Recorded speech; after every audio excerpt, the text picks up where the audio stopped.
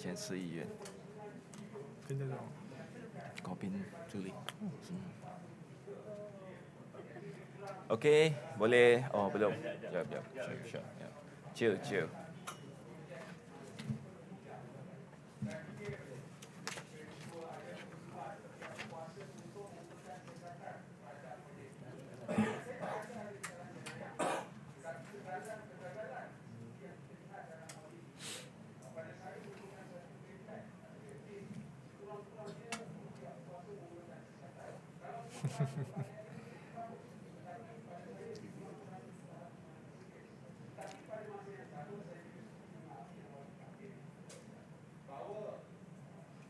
Slowly. Yeah. Okay, yeah? Before that, there is a special thing. About this. Boleh letak sini?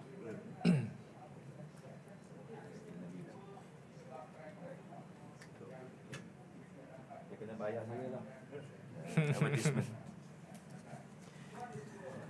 Alright, selamat tengah hari, very good afternoon kepada pihak media.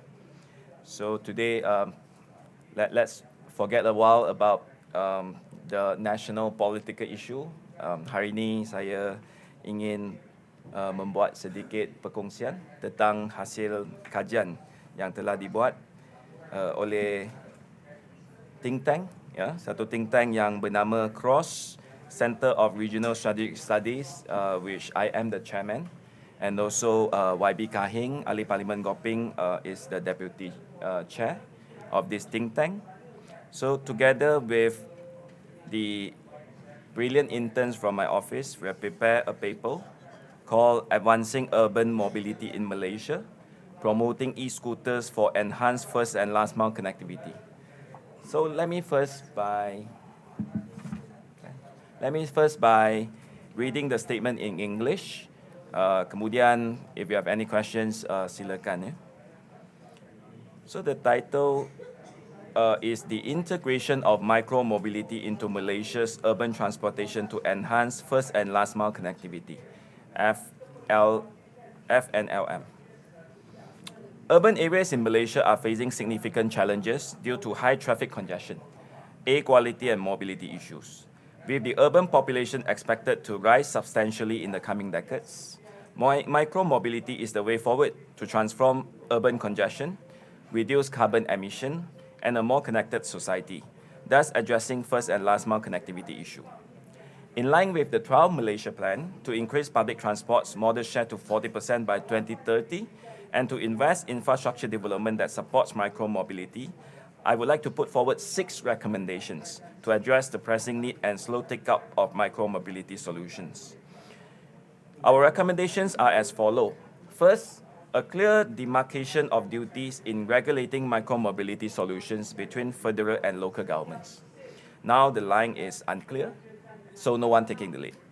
Second, the establishment of a legal framework by the federal government to standardize the jurisdiction of e-scooters across all government agencies, which often becomes a hindrance to adoption by city councils. Third, the construction of dedicated lanes for e-scooters and other forms of micro-mobility such as bicycles on roads that have speed limits above 30 km per hour in all major cities, with measures to prevent misuse by cars and motorcycles. Fourth, the conversion of car parks into e-scooters with reserved parking at strategic locations like MRT, LRT station. Fifth, financial incentive for users and operators such as subsidies and tax rebates. And 6, grants to local municipalities for the development of e-scooter friendly infrastructure in line with investment in sustainable modes of transport based on the released 2023 guidelines on micro-mobility lanes. I believe, ladies and gentlemen, the proposal will address the challenges to adopt micro-mobility in Malaysia, which are as follows. First, lack of necessary infrastructure to accommodate e-scooters in the form of dedicated lanes. High humidity and rainfall in our country that makes for unsafe conditions for small, lightweight micro-mobility devices. Third, lack of any kind of comprehensive legal framework to address the problem. And fourth, initial cost of setup, and the ongoing maintenance cost for potential operators. In comparison with policies and practices of countries, which we have done in the paper, the ticker paper, we compare with Australia, Japan, and other countries. The best practice of micromobility is for the federal government to set vehicle specification requirements, besides general guidelines for local authorities to follow, while the respective local authorities determine the specific matters of road use, pavement use, rider age limits, and maximum speed. In addition, those countries and their respective local authorities allow e-scooters to be used on slow roads with a speed limit of up to 60 km per hour, while having similar regulation with bicycles. Taking Australia as an example, the National Transport Commission has created recommendations for common micromobility legislation across all Australian states and territories, where Australia's 6 states have their own respective jurisdiction and the ability to create regulations and laws suitable for local contexts. Japan has also adopted a similar approach to e-scooter regulation. The global micromobility market has seen exponential growth, expected to be worth over 300 to 500 billion US dollar by 2030. It has brought widespread benefits within several countries in East Asia and Europe, with cities such as Madrid and Seoul integrating e-scooters extensively to modernize into their transportation ecosystem. Hence, it is a widely accepted practice for e-scooters to be regarded as a means of transport for commute instead of recreational and leisurely use only. In conclusion, the successful adoption of micromobility can lead to decreased urban congestion and pollution, besides pave the way for a sustainable and accessible urban transport system across many cities in the country. So here go my statement. Siapa yang dah dapat, you can get a copy from my team. I have a ticker version published by the think tank, and for sure, I am the chairman, and we fully endorse the paper. And we are looking forward, by publishing this paper, we can stimulate more discussions and dialogues to accelerate the adoption of micro-mobility, like the e-scooter, which I use extensively. Just that sometimes I don't know whether I'm on the right road, so this is a problem. So let's see whether the 6 recommendations will help the government and the ministries to quickly come up with a comprehensive framework. So that's all from me. If Goping has anything to share, if not, then we open the floor to the questions. Sesi soal jawab kalau tuan-tuan puan-puan ada persoalan.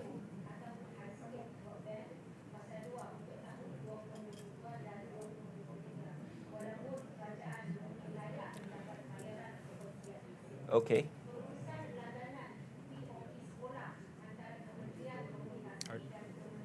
No question. Then, perfect. Okay.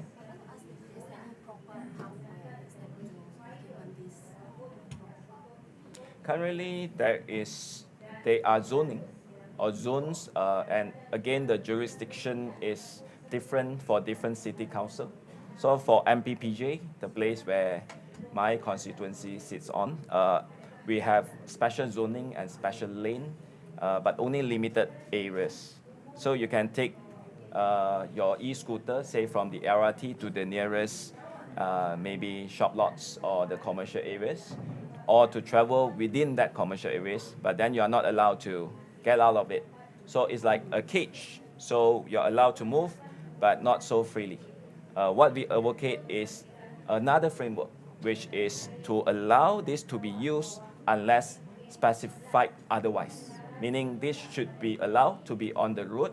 Of course, safe road, good infrastructure, and with demarcated lanes, so that this can be used more extensively. If not, people will just use it for leisure, use it for fun.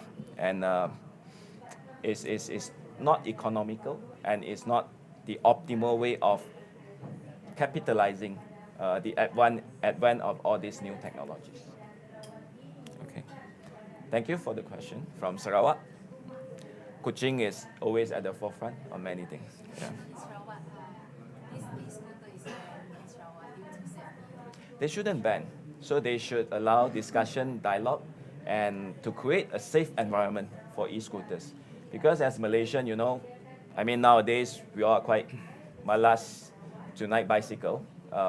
So this provides a more convenient mode. Micro-mobility is beyond scooter actually. It's beyond.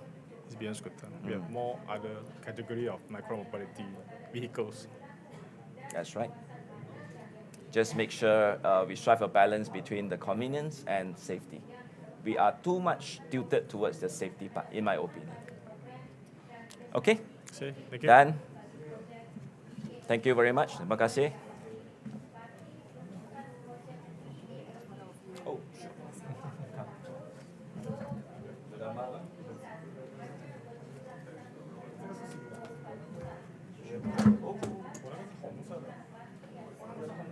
So, kalau saya naik okay, tapi YB kain naik.